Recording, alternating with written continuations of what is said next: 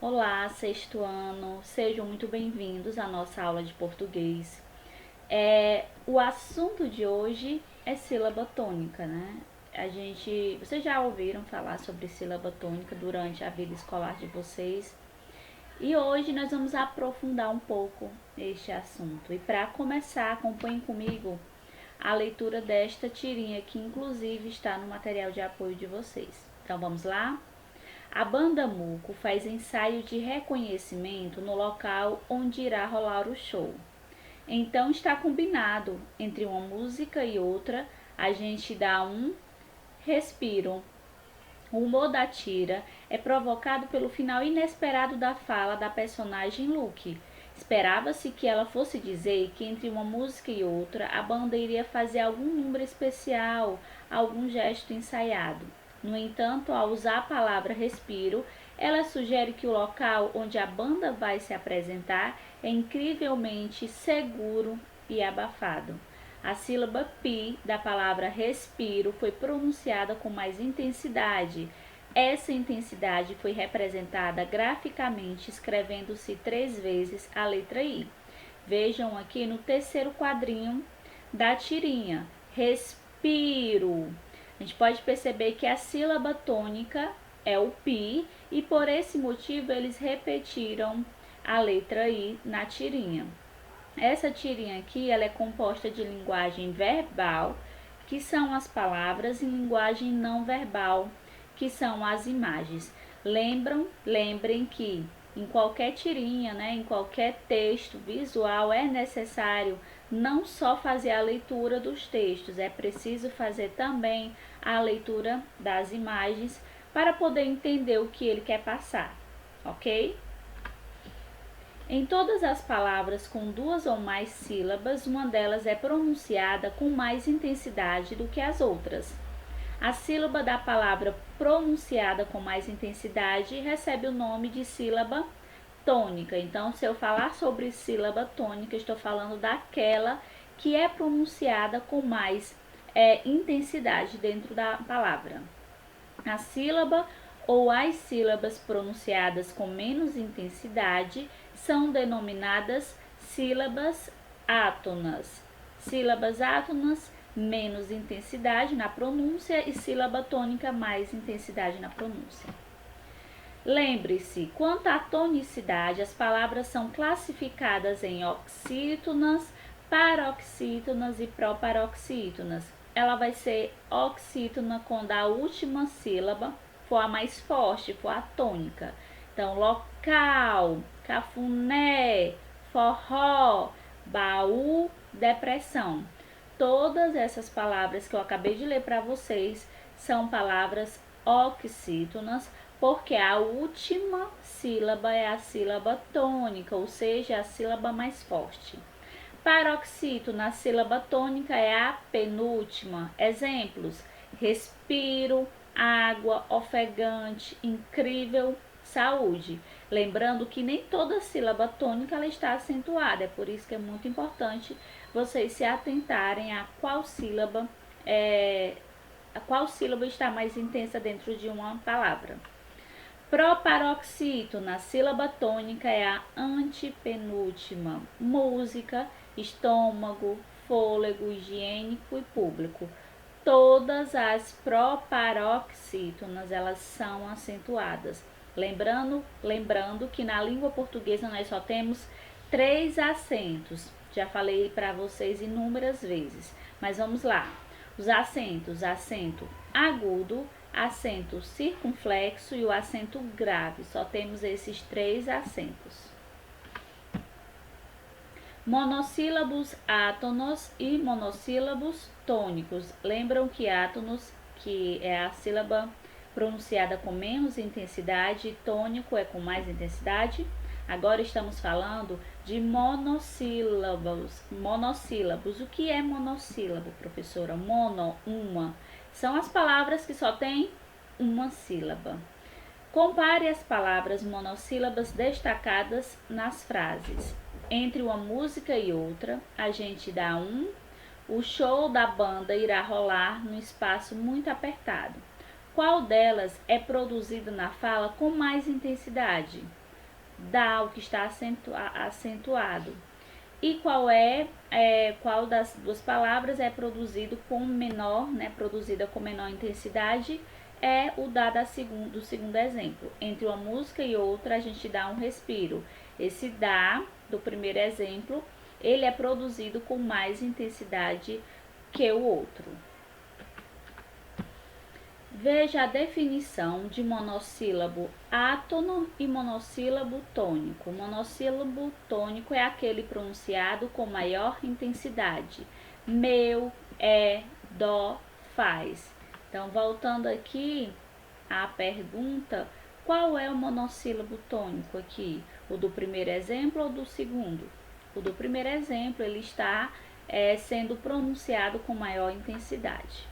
Monossílabo átono é aquele pronunciado com menor, né, com menos intensidade.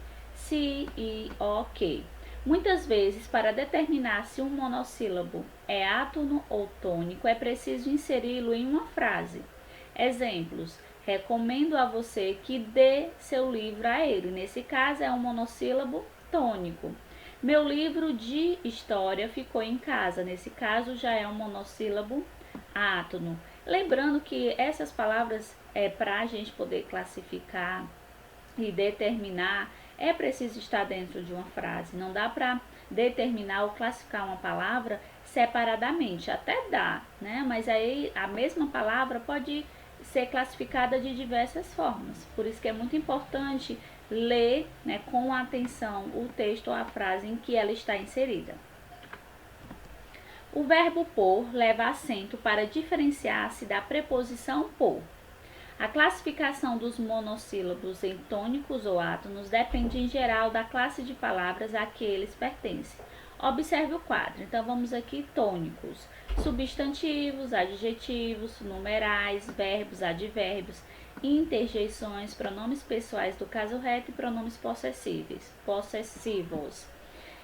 Essas classes gramaticais aqui, né, quando a gente encontrar essas palavras, a gente já vai saber que são monossílabos tônicos. E os átonos, os artigos, todos vão ser átonos. Preposições, a, em, de, para compor. Conjunções, pronomes pessoais do caso oblíquo e o pronome relativo que. Só voltando um pouquinho, gente, eu falei rapidinho, né, sobre o verbo por, que leva acento para diferenciar-se da preposição por.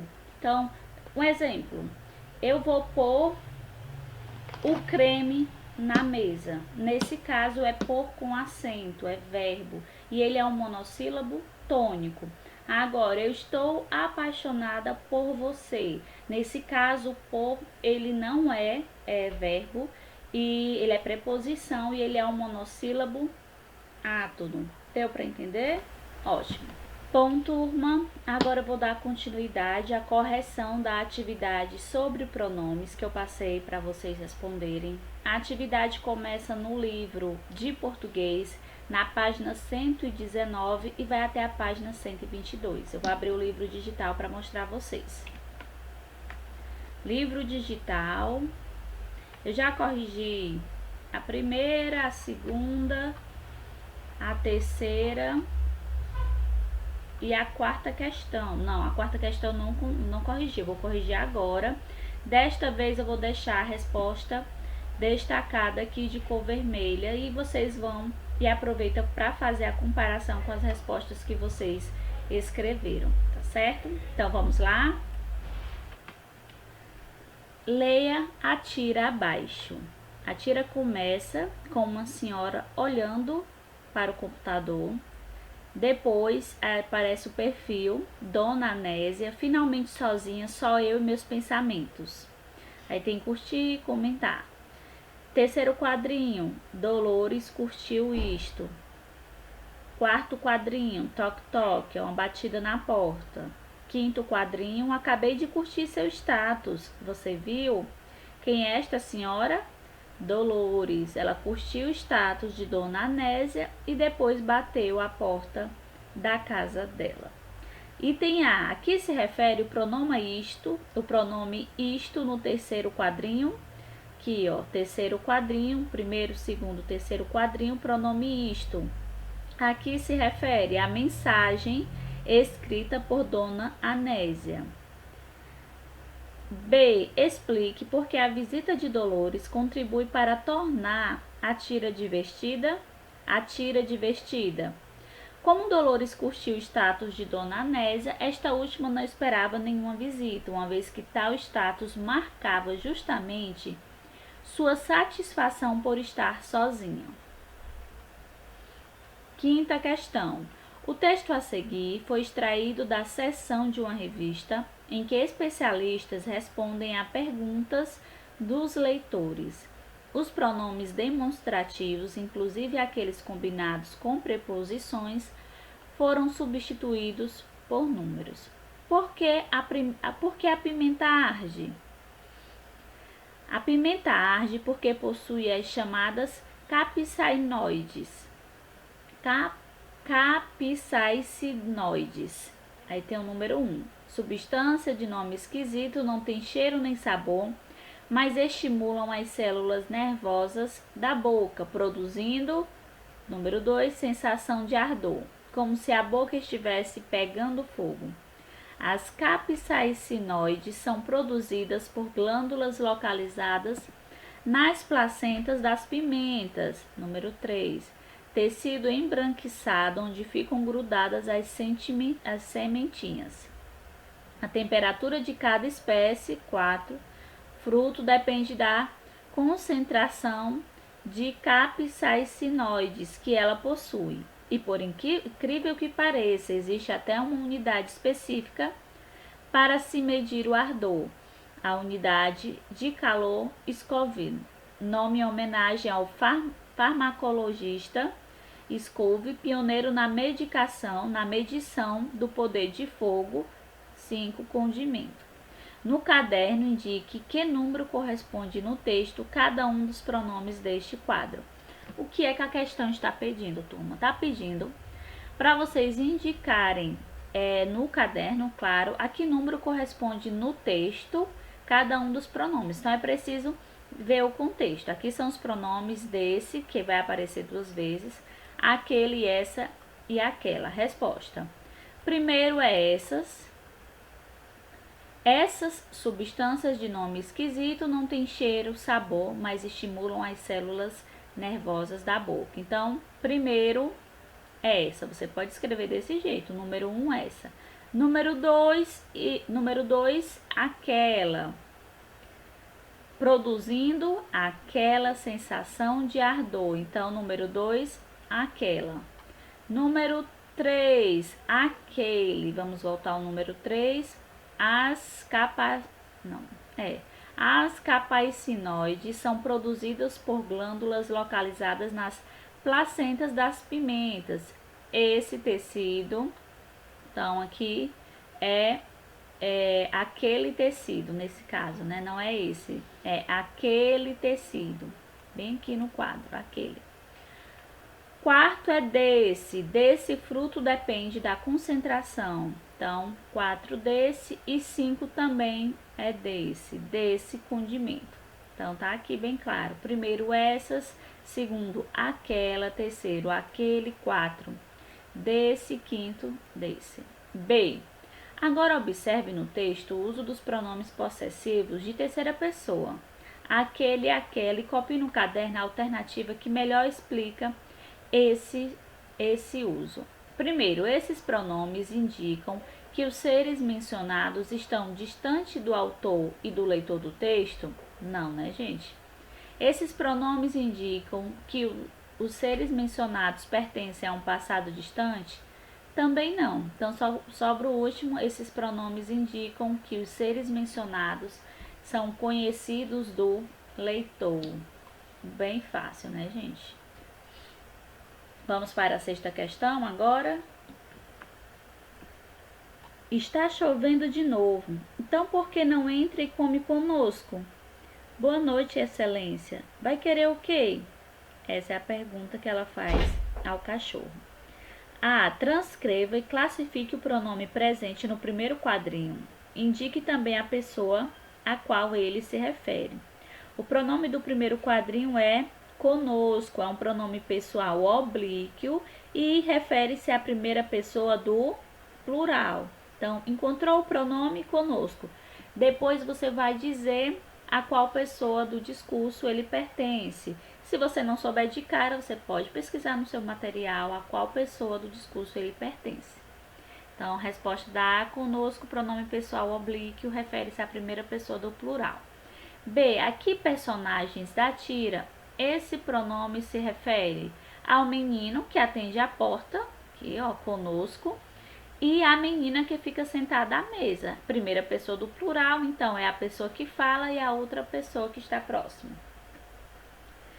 C, nesse primeiro quadrinho, se o locutor se referisse apenas a si mesmo, qual seria o pronome empregado? Seria a palavra, né, o pronome comigo, que também é da primeira pessoa, só que ele é um pronome pessoal oblíquo do singular. Então, pronome pessoal oblíquo de primeira pessoa, comigo. Quarto, D. No segundo quadrinho, qual seria o pronome de tratamento adequado ao contexto? O pronome de tratamento você seria adequado ao contexto porque o cão é um ser com o qual ela tem intimidade. Então, excelência aqui está inadequado. Não é que está inadequado no texto, mas na situação ela poderia utilizar você porque o cachorro é próximo dela. Se fosse usado o pronome adequado, a tira seria engraçada? Por quê? O uso de você, gente, não provocaria o mesmo efeito humorístico. Esse efeito ocorre no plano verbal, porque a menina usa a palavra excelência, tratamento dispensado a altas autoridades, para dirigir-se ao cachorro. Normalmente a gente usa pronomes desse tipo até para ser irônico, quando a gente quer falar com alguém. Sétima questão. Leia este fragmento de texto. Duvido que se hoje pegasse uma bola de gude e conseguisse equilibrá-la na dobra do dedo indicador sobre a unha do polegar, quanto mais jogá-la com precisão que tinha quando era garoto. A que substantivo se referem os pronomes pessoais destacados? Aqui no texto não tem, pelo menos não no meu livro digital, nenhum pronome destacado. Então eu vou procurar aqui para poder responder. O pronome destacado é o lá. E aí, qual foi a pergunta da A? A que substantivo se referem os pronomes pessoais destacados? Lá se refere à bola de gude. Deixa eu ver se tem outro. Também tem outro, ó, jogá-la com a precisão que tinha quando era garoto. Então, esses dois pronomes, eles se referem a bola de gude, uma bola de gude. Então, a resposta da A é bola de gude. Qual é o efeito do uso desses pronomes para o texto? O pronome destacado substitui o substantivo bola de gude, evitando sua repetição. Isso faz com que o texto fique mais elegante, conciso e agradável de ler. Bom, gente, eram só 7 questões. Eu achei que eram 8, mas eram só 7 questões. Todas as questões corrigidas com sucesso. A gente se encontra agora, deixa eu voltar aqui para vocês me verem. A gente se encontra agora, dia 22 de junho, ao vivo. Lá a gente vai poder conversar melhor, vocês vão poder tirar as dúvidas ao vivo sobre qualquer assunto aí que eu já tenha falado aqui nas aulas, certo? Então, gente, até a próxima aula. Tchau!